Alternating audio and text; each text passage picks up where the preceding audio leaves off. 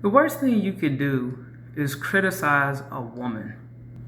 You can't tell a woman that she's fat. You can't tell a woman that she's not interesting. You can't tell a woman that she's not attractive. At the same time, women can harass men all they like. They can put men down all they want. They can get on a man because he's broke. They can get on a man because he's fat. They can get on a man because he's short. And I think that's a good thing. And here's why. I believe that weak women come from weak men. And this is what I mean. When I think about women who can't be criticized, the first thing I think about is who their daddy is. And I'm not talking about their stepdaddy. I'm talking about their biological father, right? And in analyzing who they came from, you learn a lot about who they are. And most people don't want to think about who their father is, most likely because it didn't work out with their mama. And nobody wants to think about the fact that their mama was not a good catch.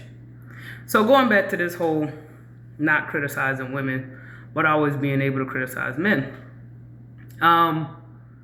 I think that it's good that we have this out of whack power structure. The reason why I like it is because it weeds out the weak ones. So I just have this theory. There used to be a time when men had to earn their keep. We live in a society where men can be weak as water and still have a drink of water.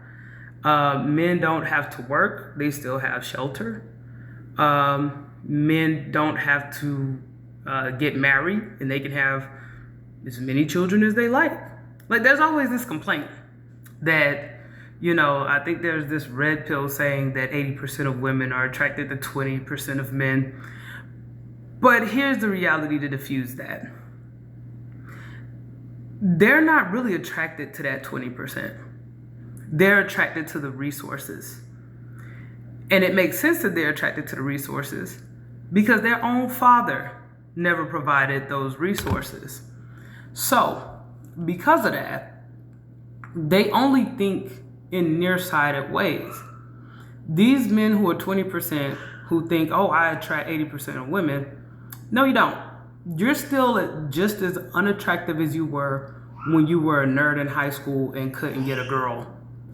What happened with these women is now that vast percentage of men that didn't make nothing of themselves, they had kids with that guy. They bought him food, clothes, they took care of him. They even put down their family and friends to take care of that guy, or they're going to make their relationship work out no matter what. Fine. Eventually, when it doesn't work out, that woman is left to figure out how she's going to maintain everything that she's accumulated with said Pookie, Ray Ray, or Chad. And that's when the successful guy get looked at. And I feel sorry for successful men very often. And I don't mean that in a, how to put it, like looking down kind of way. I mean it as, just the dilemma, even in thinking about Shannon Sharpe, how he ended up with these young, white women, or you had a Latina, but she can still pass for white. These small, impressionable people, guys like that who are successful, they usually go for those young, moldable women because women of substance, women with maturity and age, even if she doesn't have children, even if she isn't obese or anything like that, she still has a mind. There's still requirements to be with her. You just can't tell her what to do, right? But at the same time, these same successful guys can get caught up, right? So I guess what I'm getting at is talking about how we can't criticize women. I think it's important that this trend continues, that women can continue to be unhinged. As they continue to be unhinged, all they're doing is showing that they are not worthy of marriage, and they are certainly not worthy of being mothers. Now, of course, there are going to be plenty of guys who lay up with these chicks and have children, and that's fine. Somebody's got to drop the fries. And then you got some cases like me. Like I was one of those, on the track to dropping fries, but those unique cases where that kid realized, hey, I don't want to end up being a nothing or a nobody, or I don't want to end up being a statistic, so I'm not going to continue in the trend that I was born in, being a product of my environment. But we are rare. We are very unique people. So I jumped a lot of different ways, but the whole weak woman thing, when you look at her dad, that guy's weak. He had a kid, and here's why I'm leaning on the women so much. Because let's say same weak guy had a son, right? Everybody jumps on that boy. His daddy wasn't ish, so he ain't gonna be ish, right? Everybody loves that narrative. But nobody talks about the loser daughter, right? Like, we're gonna talk bad about the boy, but we're gonna lift the girl up. Like, make sure you get something better than your dad, or at least I got a blessing out of it. And it's like, okay, we'll go with that. But here's the thing, is that girl grows up and she don't know what a man is. And that's a dilemma, because there are a lot of guys, like some of these dudes out here running around talking about, sex is marriage. If you sleep with a woman, that's your wife. She's ripe for the picking for that kind of guy, right? Or, some of these guys out here, they have a few sweet words and no substance. Ripe for the picking there. Why? Dad never did anything for you. Dad set the standard. So then it's like there's this dilemma for the girl.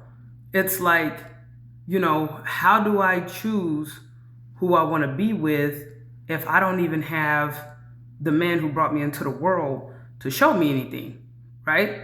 On the flip side, with boys, we don't even bother to have that conversation. Just, I don't know what it is. I'm thinking that a lot of times when a guy walks out on a woman and she has a son, I've heard women say, oh, I don't need the dad, I got a son. So then what I'm going to do is mold him into a son husband. They don't use that terminology, but they'd be like, oh, my son's going to take care of me. I don't need to worry about nothing, right? The girl, not so much. Like, I think this is where this whole girl code thing come in, because it's like, my daddy didn't take care of my mom, so now it's up to me to take care of my mom. I can't tell you how many women talk to me about how they need to do for their mama because their daddy left. And in my mind, I be thinking like, yo, your daddy left. Like, you should follow suit. Like, if he didn't have you, none of this would be happening. Anyway, got a lot of energy there. But that's the thing. It's like, you can never criticize these women. You shouldn't. They should be able to just, reap havoc. I think they should. I think they should continue to give men a hard time, because there's always a guy that's going to put up with that. There's always a house husband. There's always a beta male. There's always a Pookie. There's always a Ray Ray. Because here's the reality. The majority of men are weak. A lot of times women complain about how their man don't do this and don't do that. But for some reason, these same women who complain about these men are quick to have children with these men. Some of them even go as far as to marry these guys. And that's fine, because I just see it as a form of Darwinism, like survival of the fittest. Like, it's going to be a lot of weak ones out there, and they got to come from somewhere. So, it's taboo, again, to criticize women. And frankly, I feel sorry for them.